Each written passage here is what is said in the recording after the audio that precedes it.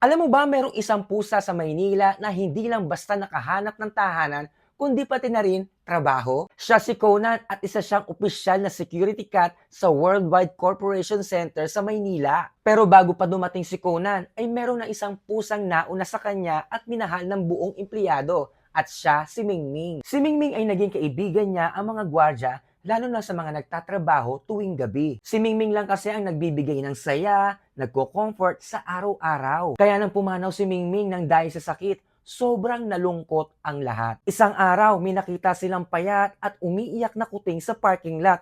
At ito ay kamukhang kamukha ni Mingming at pinangalanan nilang si Conan. Si Conan ay inalagaan ng isang empleyado, pinalakas at kinalaunan tinanggap siya bilang bagong trainee security cat. Ipinasa na rin sa kanya ang uniform ni Mingming at ngayon mahigit isang taon na rin nagtatrabaho si Conan. Kung saan nakapwesto si Mingming ay doon din nakapwesto si Conan sa pagtulog, parehas sila ng galaw at syempre parehas din silang malambing. Meron ka rin bang Mingming sa bahay ninyo? Aba, i-flex mo na yan sa comment section natin dahil para sa kanila to. Meow meow!